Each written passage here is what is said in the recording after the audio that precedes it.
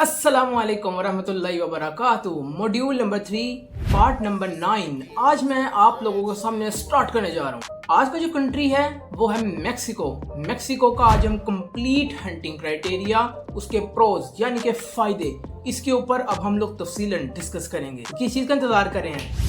Screen की तरफ चलते हैं। प्राइस मैक्सिकन 500 से 1800 होनी चाहिए, जो कि $30 से $105 के बराबर लगती है। Ideal profitable range for Mexico's purchasing power and Amazon fee structure. इस रेंज की प्रोडक्ट आप बड़ी बेहतरीन तरीके से बेच सकते हैं। अब इसके अंदर मैंने आपको डॉलर्स के लिहाज से कंपेयर करके क्यों बताया, क्यों समझाया, इसकी वजह यह है कि जिस तरह यूरोप के अंदर हमारे सारे कंट्रीज कवर होते हैं, तो इस तरह अमेरिका के अंदर भी कनाडा, यूएसए, मैक्सिको और ब्राजील, ये 4 कंट्रीज तकरीबन बराबर हैं, जिसकी वजह से आप बड़ी बेहतरीन तरीके से इसके अंदर काम कर सकते हैं। यूएसए के अंदर काम कर रहे हैं, प्रोडक्ट्स बहुत ज्यादा आप लोगों की बिक रही हैं, तो फ्यूचर के अंदर आपका ये करीबी ममालिक के अंदर इसका शुमार किया जाता है मैक्सिको का, तो आप वहां पे भी सेलिंग कर सकते हैं। पैसे होंगे तो खुद कर लेंगे, पैसे नहीं होंगे तो क्लाइंट का आप लोग हैंडल करके अच्छे तरीके से अर्निंग इसके अंदर कर सकते हैं। इसलिए मैंने आपको इसके अंदर अच्छे तरीके से कंपेयर करके बता दिया है। अब मैक्सिको के अंदर स्टार्ट करेंगे तो आप यूएसए के अंदर भी बाद में स्टार्ट कर सकते हैं। अब यूएसए के अंदर स्टार्ट करेंगे तो मैक्सिको के अंदर भी आप बाद में काम स्टार्ट कर सकते हैं, अलग-अलग भी कर सकते हैं। ममालिक को कंबाइन और कंपाइल करके भी आप बड़ी बेहतरीन तरीके से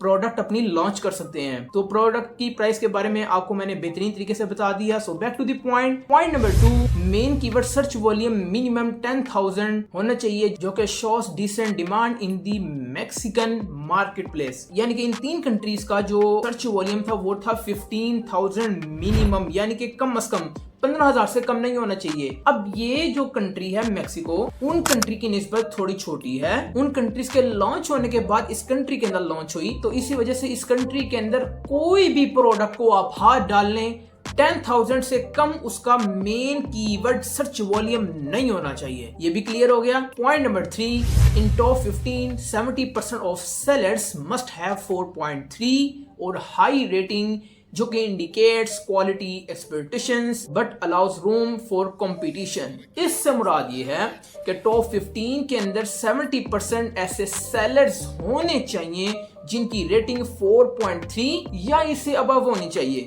ये 4.3 से कम तब होती है जब आपकी प्रोडक्ट खराब हो रही हो। फॉर एग्जाम्पल, ये क्रिएटिव स्पीकर का रिमोट है, आप भी बेच रहे हैं, मैं भी बेच रहा हूँ, मेरा यार भी बेच रहा है, मेरा भाई भी बेच, सारे बेच रहे हैं। अब ये समझिए आप, ये हम ब्रांड रीसेलिंग नहीं कर रहे इस कंट्री की, इस कंपनी की, हम अपना ब्रांड चला रहे हैं, अपने स्पीकर चला रहे हैं। आप भी बेच रहे हैं, ये भी बेच रहा है, ये भी मेरा भाई बेच रहा है, मैं भी बेच रहा हूँ। हम सब की प्रोडक्ट की क्वालिटी बेहतरीन तरीके से है। इसकी 5 रेटिंग है, आपकी 4 रेटिंग है, इसकी 3 रेटिंग है, मेरी 2 रेटिंग है। अब कोई भी कस्टमर खरीदने आएगा, मेरे रिव्यूज अच्छे हों ना हो, मेरी प्रोडक्ट की तस्वीरें अच्छी हो ना हो, लेकिन जो मेरी रेटिंग होती है वो खुद ही एक अकाउंट की हेल्थ को एक मैनेज करती है। यानी कि अगर मेरी 2 रेटिंग है तो मुझसे कोई नहीं खरीदेगा, बेशक मेरी प्रोडक्ट अच्छी हो, बजाहिर अच्छी लग रही है। अब 2 रेटिंग कब हुई कि किसी ने आपको नेगेटिव रिव्यू दिया, यानी कि 2 रेटिंग, यानी कि मैं, मुझसे भी नहीं खरीदेगा। 3 रेटिंग वाला ये शख्स बैठा हुआ है, इससे भी नहीं खरीदेगा। हाँ जी, आपसे 4.2 या 4.3 आपकी अगर रेटिंग है तो आपसे खरीदेगा। 5 वाले से आपकी निस्बत ज्यादा उसके चांसेस होंगे, तो वो उससे खरीदेगा आपकी निस्बत। तो इसलिए इसको भी आपने मैनेज करके रखना है, क्योंकि ये आपकी प्रोडक्ट की हेल्थ को मैनेज करता है। तो जब आप हंटिंग करेंगे तो एक्सरे के अंदर आप लोगों ने देखना है कि 15 लोगों में 70% ऐसे लोग होने चाहिए जिनकी 4.3 या इससे अबव रेटिंग होनी चाहिए। अब 4.3 से कम रेटिंग होगी। अब देखें, एक कस्टमर ने तो आना है। अभी जो मैंने आपसे बात की है कि कस्टमर खरीदने आएगा, उससे खरीदेगा, उससे खरीदेगा, मेरे से नहीं खरीदेगा, इससे भी नहीं खरीदेगा, यानी कि आपसे खरीदेगा, इस शख्स से खरीद लेगा। वो तो बात होगी कस्टमर प्लस सेलर की। अब हम लोग हंटिंग करने जा रहे हैं, तो हम लोगों ने भी जब अपनी प्रोडक्ट लॉन्च करनी है तो इसके अंदर हम लोगों ने जरूर एक बात याद रखनी है कि 15 ऐसे लोगों में 70%, यानी कि आप लोग भी उसके अंदर अपने आप को शुमार करवा सकते हैं कि 15 लोगों में से 70% ऐसे लोग होने चाहिए जिनकी 4.3 या इससे अबव रेटिंग होनी चाहिए। जाहिर सी बात है, आप लोग जब देख रहे होंगे आप कहेंगे कि यार इसकी जो रेटिंग है डाउन है, से मुराद है कि प्रोडक्ट किसी काम की नहीं है। To cut the story short, जिस तरह मैक्सिको के अंदर उस चीज की डिमांड नहीं है, यूएसए के अंदर बहुत ज्यादा उसका हाई कंपटीशन होगा। क्यों? क्योंकि आवाम बहुत ज्यादा है। Point number 4, In top 15, 50% of individual seller have less than 4 variation. Low variation is equal to easier competition. इससे मुराद आपको मैंने पहले भी कंट्रीज के बारे में बता दिया था कि 4 वेरिएशंस कलर्स की भी हो सकती हैं, red, blue, green, yellow, T shirt की भी हो सकती है, small, medium, large, XL large, इस तरह आप कंपेयर इसको कर सकते हैं। फ्लेवर्स के अंदर जाएंगे चॉकलेट, वनीला, ब्लूबेरी, स्ट्रॉबेरी, इस तरीके से आप लोग इसको ऐड कर सकते हैं। अब इससे मुराद ये कि 4 अगर वेरिएशन होंगी या इससे कम वेरिएशन होंगी तो आपका उस शख्स के साथ यानी कि सेलर यानी कि कॉम्पिटिटर के साथ आप बड़ा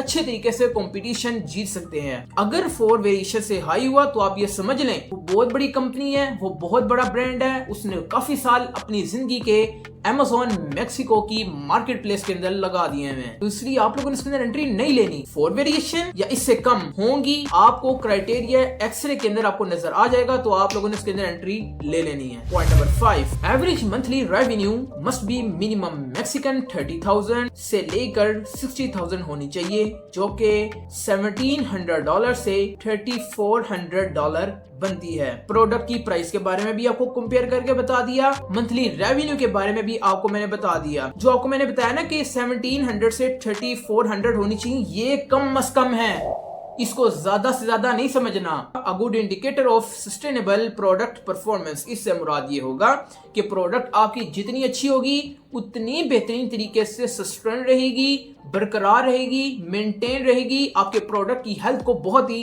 इलीट और अपर लेवल के ऊपर लेके जाएगी, वो भी मेक्सिको की मार्केट प्लेस के अंदर। Point number 6, constant monthly sales and revenue specially in top 5 listings, avoid trending और हाईली सीजनल प्रोडक्ट्स। ट्रेंडिंग और सीजनल प्रोडक्ट्स को आप लोगों ने बिल्कुल अवॉइड कर देना है। अब ट्रेंडिंग और सीजनल से मुराद ये है, सीजनल से मुराद आपको मैंने बता दिया था क्रिसमस ट्री। ट्रेंडिंग के अंदर आप लोग समझ लें कि यो स्पिनर एक्सेट्रा, आप इसके अंदर कोई भी एग्जांपल अच्छे तरीके से आसानी से ले सकते हैं। Point number 7, reviews in top 10 sellers should not be more than 300+ for 4 sellers, avoid saturated listing with too much review dominance. Country छोटा है तो इसलिए इसका 300 हो गया। अब देखें यूएसए, यूके हो, कनाडा हो, ऑस्ट्रेलिया हो, तो इसके 500 लॉक हैं कि 10 लोगों के अंदर से 4 ऐसे लोग जिनके 300+ रिव्यूज हुए, तो आप लोगों ने इस प्रोडक्ट के अंदर नहीं जाना, क्योंकि वो हाईली सैचुरेटेड प्रोडक्ट मानी जाएगी, कंसिडर की जाएगी। Point number 8, should not be brand और Amazon dominant top 5 out of 2 considered as dominancy, avoid niches controlled by big brand और Amazon। यानी कि जब आप लोग Amazon के एक्सरे के अंदर जाएंगे, क्राइटेरिया सारा का सारा निकालेंगे, तो टॉप 5 के अंदर से 2 या इससे ज्यादा Amazon या ब्रांड अगर शामिल हुए तो वो आपको उस प्रोडक्ट के अंदर चलने नहीं देंगे। अभी हम होलसेल की बात नहीं करें, अभी हम प्राइवेट लेवल की बात करें। फॉर एग्जांपल, आप लोगों ने मिल्क पाउडर बेचना शुरू किया मेक्सिको की मार्केट प्लेस के अंदर, वहां पे यूनिलीवर बड़ा ब्रांड बैठा हुआ है। आपने अगर होलसेल करना तो आपको उसकी ब्रांड रीसेलिंग का अप्रूवल चाहिए होगा, तो हम लोगों ने तो ब्रांड रीसेलिंग नहीं करनी, हम लोगों ने अपना ब्रांड स्टार्ट करना है। तो होगा ये कि टॉप 5 आउट ऑफ 2 के अंदर यूनिलीवर आपका कॉम्पिटिटर होगा, क्योंकि आप लोगों ने भी अपने ब्रांड के नाम से मिल्क पाउडर स्टार्ट किया, तो आपका कंपटीशन यूनिलीवर के ब्रांड के साथ माना जाएगा और आपका कंपटीशन बहुत हाई होगा, या Amazon हो। Point number 9, product type non seasonal, non breakable, non battery products, safer, easier to ship and lower risk of returns. तो जो कस्टमर आपसे खरीदेगा 2 दिन बाद आपको पता है वो खराब हो जाती है, या उसकी क्वालिटी इस तरीके से डिजाइन की गई है, तो जब आपको वापस देगा, रिटर्न भी करेगा और आपको बैड रिव्यू भी देगा, जो कि आपकी लिस्टिंग को बहुत ही ज्यादा डैमेज करेगी। तो इसी वजह से विन विन सिचुएशन वाली साइड पे रहना है। कोई सॉलिड चीज बेचनी है जिसकी वजह से आपको भी Amazon के ऊपर सेलिंग करने का फायदा हो, न कि नुकसान हो। यही बात नॉन ब्रेकेबल के अंदर भी आती है और नॉन सीजनल के अंदर भी आती है। अब ये तो नहीं है कि गर्मियों के अंदर आप जैकेट बेच रहे हो, अब ये भी नहीं है कि सर्दियों के अंदर आप आइस क्यूब के सांचे बेच रहे हो, तो इस तरह नहीं होता। आपने प्रोडक्ट हंटिंग क्राइटेरिया हमें बताना शुरू किया। यूएसए का अलग है, यूके का अलग है, बास कंट्रीज के आपको मैं समझाना चाहूंगा कि काफी कंट्रीज के क्राइटेरियास बराबर हैं, काफी कंट्रीज के क्राइटेरियास ऊपर नीचे हैं, बराबर नहीं है। सीजनल के अंदर भी ऐसा होता है कि कोई ऐसे इन्वेस्टर होते हैं जिनको इजी मनी और जल्दी मनी चाहिए होती है, जल्दी पैसे चाहिए होते हैं, तो वो जब सीजनल प्रोडक्ट जब इशू करवाते हैं उनको जल्दी रेवेन्यू मिल जाता है। अगर एक लॉन्ग टर्म प्रोडक्ट लेके चलेंगे तो उसको 6 महीने, 7 महीने, 8 महीने उसको इस चीज का इंतजार करना पड़ेगा रेवेन्यू जनरेट होने में। लेकिन सीजनल ऐसी प्रोडक्ट होती है कि आप लोगों ने फौरन प्रोडक्ट लैंड करवाई, आपकी फौरन 1-2 महीने के अंदर इजीली आसानी से बिक जाती है। अगर वो खुद कहेगा कि भाई मैंने सीजनल प्रोडक्ट बेचनी है, वो कहेगा मैंने बैटरी वाली प्रोडक्ट बेचनी है, वो कहेगा मैंने ब्रेकेबल प्रोडक्ट बेचनी है, तो क्लाइंट के कंधे पे रख के फिर आप लोगों ने प्रोडक्ट बेचनी है, खुद आप लोगों ने इसके अंदर छेड़खानी और पंगे नहीं लेने। अगर वो आपके ऊपर डिपेंड करता है कि भाई आप ही ने करना है, तो आप ही ने जब करना है तो आपने इन चीजों को फुल इग्नोर करना है और किसी सॉलिड प्रोडक्ट के अंदर आप लोगों ने आसानी से दाखिल होना है। Point number 10, minimum relevant keywords at least 20 Spanish keywords help with organic ranking and PPC campaigns. Main keyword search volume के बारे में मैंने आपको बताया कि मिनिमम 10,000 होना चाहिए एक मेन कीवर्ड का सर्च वॉल्यूम। अब रेलिवेंसी के अंदर जब हम आते हैं तो इसके अंदर हम लोगों ने 20 ऐसे स्पेनिश कीवर्ड्स निकालने हैं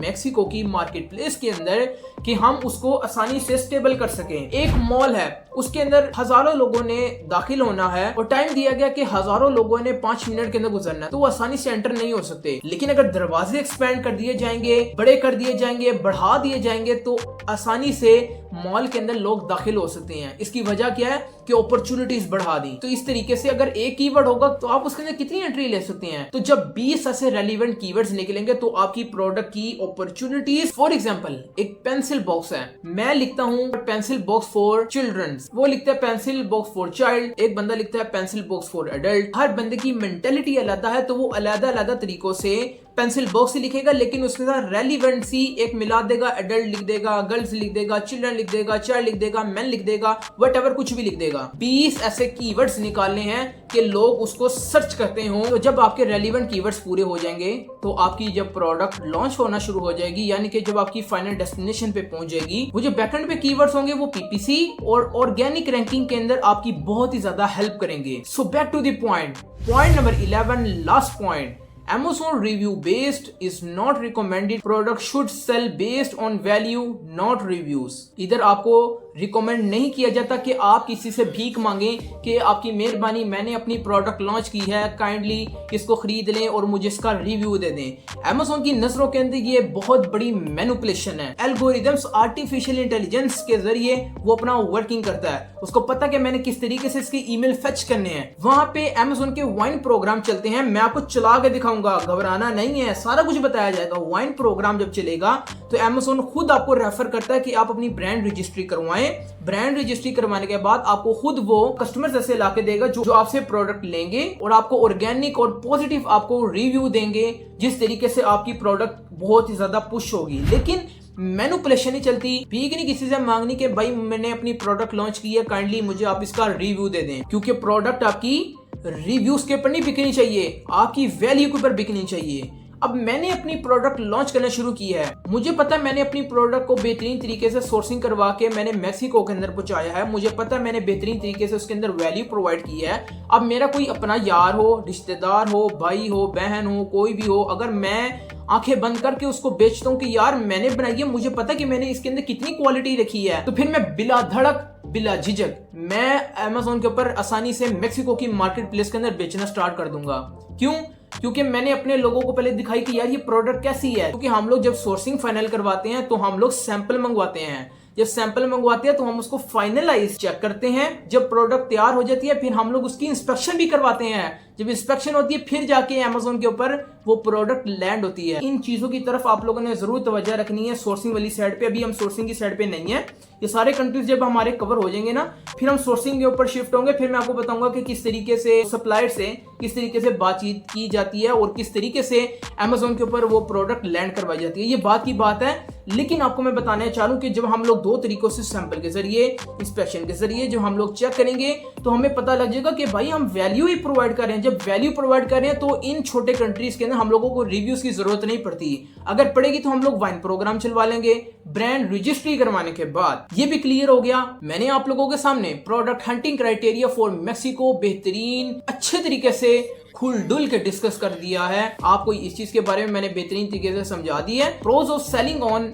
Amazon मैक्सिको फॉर यू, आप लोगों के लिए इसके फायदे, तफसील और वजाहत, ये तीनों चीजें आपके सामने मैं डिस्कस करके इस टॉपिक को आज हम क्लियर करते हैं। Point number 1, less competition, sellers कम है, specially international private label sellers के लिए। Point number 2, growing e commerce market, Mexico में ऑनलाइन शॉपिंग रैपिडली ग्रो कर रही है। Point number 3, cheaper PPC rates, USA और कनाडा के कंपैरिजन में एड कॉस्ट बहुत कम होती है। ये क्लियर हो गया कि यूएसए बहुत बड़ी मार्केट है, क्लाइंट्स बहुत ज्यादा हैं, कस्टमर्स बहुत ज्यादा हैं, ब्रांड बहुत ज्यादा है, कंपटीशन बहुत ज्यादा है, डिमांड बहुत ज्यादा है। मैक्सिको के अंदर इतना कुछ नहीं है, क्योंकि अगर मैक्सिको के अंदर अगर कोई डेड प्रोडक्ट भी है तो Amazon यूएसए के अंदर उसकी बहुत ज्यादा डिमांड है, हालांकि मैक्सिको के अंदर वो डेड प्रोडक्ट है। तो इसी वजह से आप अगर अपना प्रोडक्ट वहां पे लॉन्च करना चाहेंगे, बिल्कुल मैक्सिको के अंदर स्टार्ट करेंगे तो आप फ्यूचर के अंदर यूएसए में भी वो प्रोडक्ट स्टार्ट कर सकते हैं।